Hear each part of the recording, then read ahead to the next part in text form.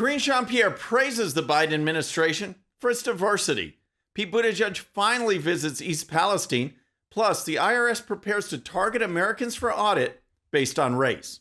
All that and more. I'm Bobby Eberle. This is a 13-minute news hour. God bless the United States of America.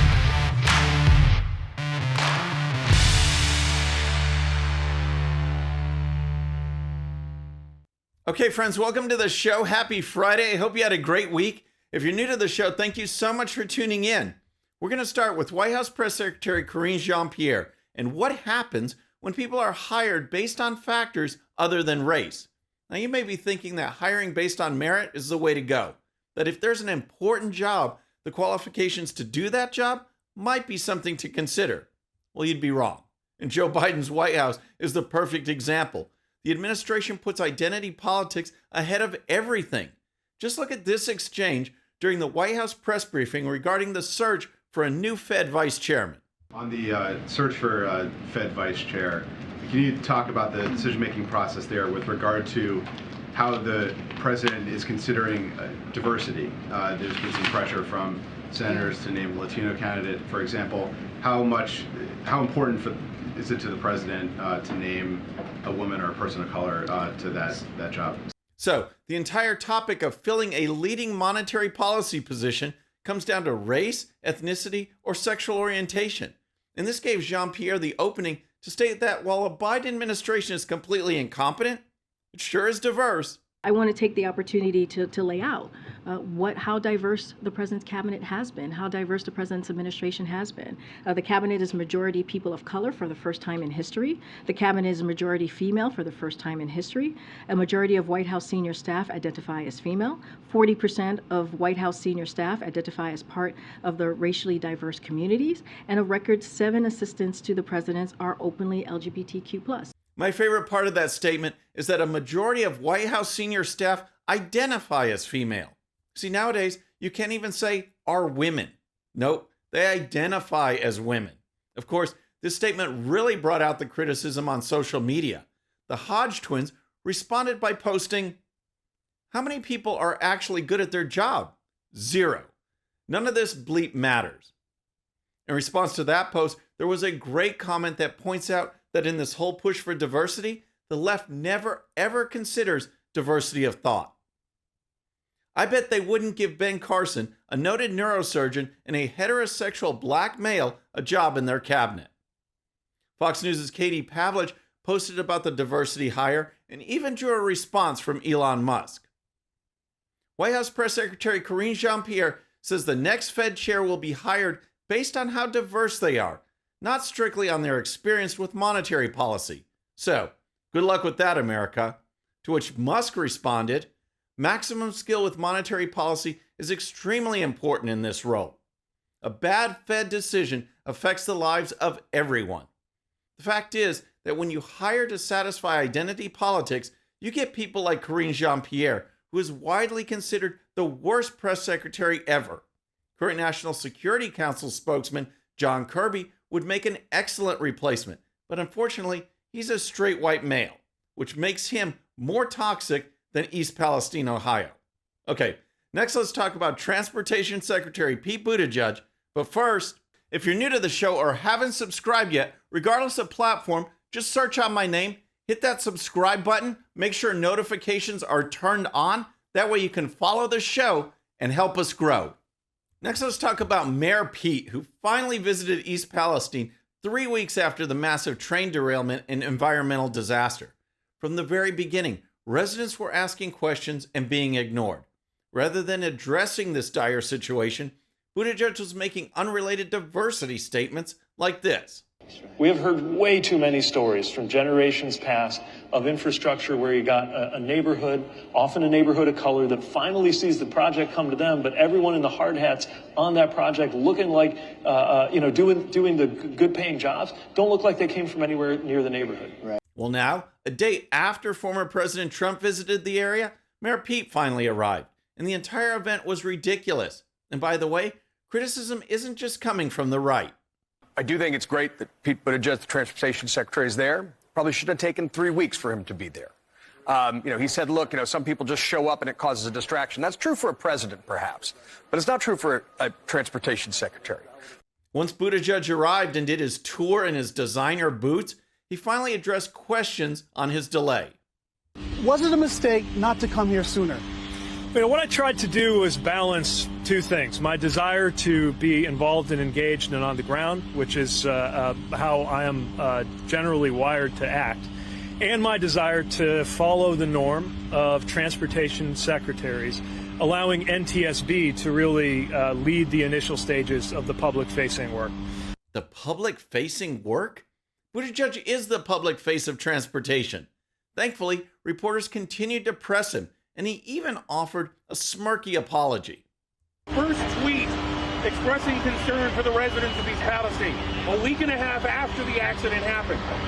In hindsight, was that waiting too long to express anything hours after you had addressed the makeup of work crews on highway construction projects just that very day?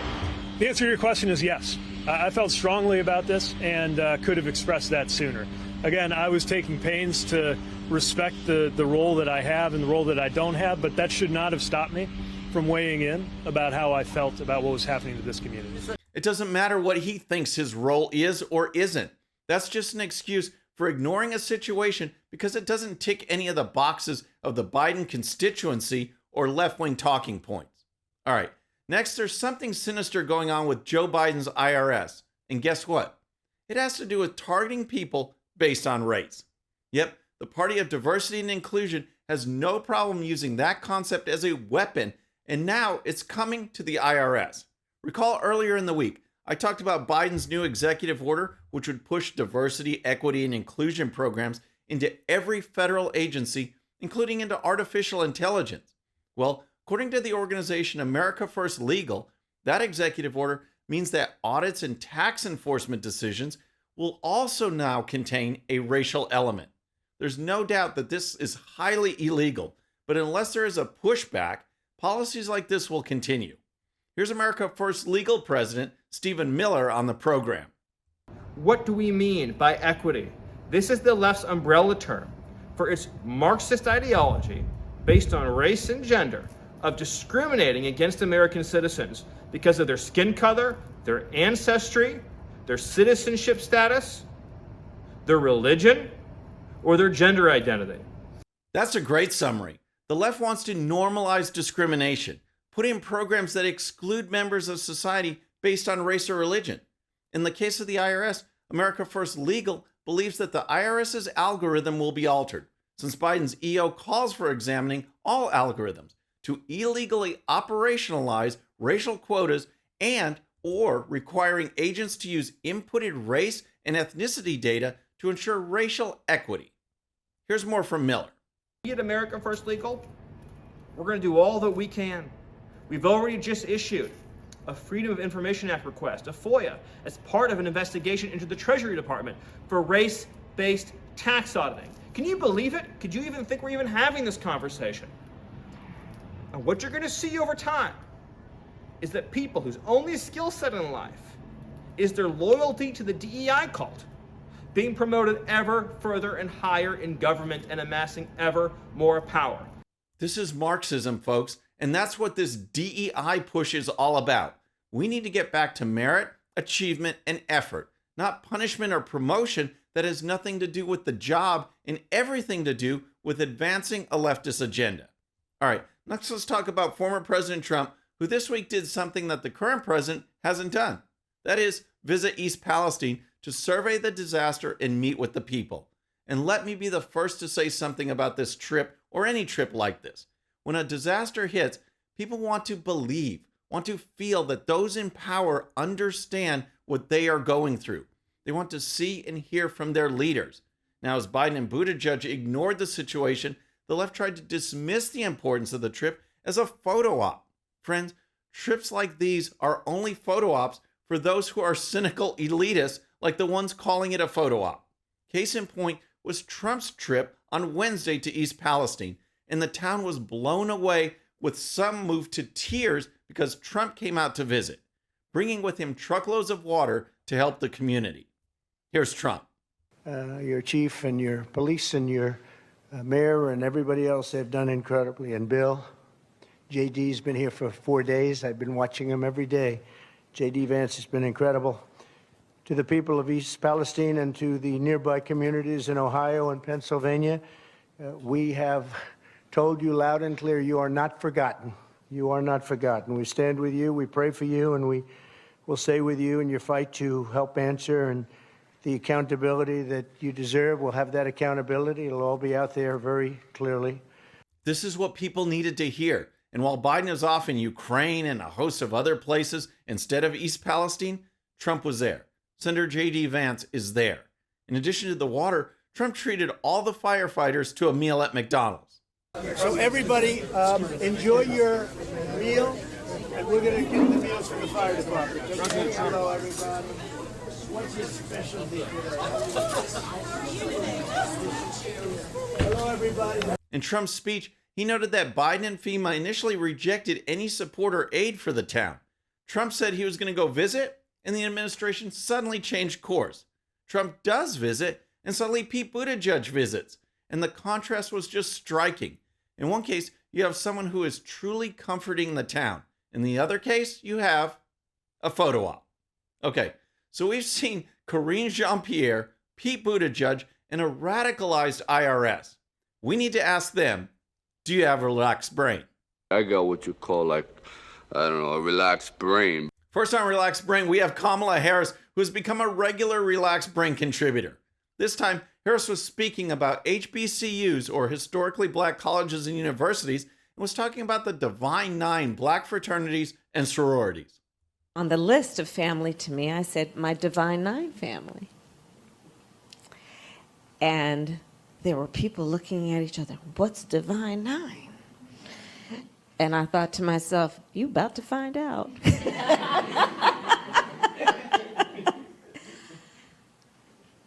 But there you go. What was that? But that's not all. In this same speech, Harris went off again on her Venn diagram kick. Think of it then in the context of, I like to think about a lot of things in the context of a Venn diagram. I love Venn diagrams. Always ask, is there a Venn diagram for this? I'm telling you, it's fascinating when you do. So, Venn diagram, those three circles, right? Okay, what can you even say? But then, let's talk about the notion of racist parks. That's right. Apparently, parks can be racist. According to a recent panel discussion of professors titled Queer Ecologies Panel, one panelist said that urban parks, such as Central Park, can be gendered, racialized, and organized by heterosexual capitalist norms. Wow. And then there's these breaking headlines from the Babylon Bee. Family that can't afford groceries, comforted by fact we have most diverse administration in history. That was perfect for today's episode. And then how about CNN's Don Lemon, who accused Nikki Haley and nearly all women of being past their prime? Don Lemon returns to work disgusted to find female co-workers even older than they were last week. What an absolute goof. Friends, that's our show for today. I hope you enjoyed it. And remember, today's show's one sheet is available to Patreon supporters using the link in the description. The one sheet gives you the links to all the videos and stories used on today's show, so you can dive even deeper into each issue.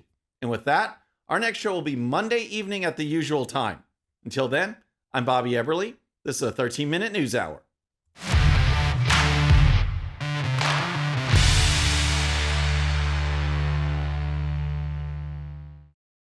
All right, friends, thanks again for tuning in. I really appreciate it. And before you go, please hit that subscribe button above. Once you do, tell your friends, share it, spread the word about the 13-minute news hour so we can keep growing. And for more great content, check out these videos right here, and I'll see you next time.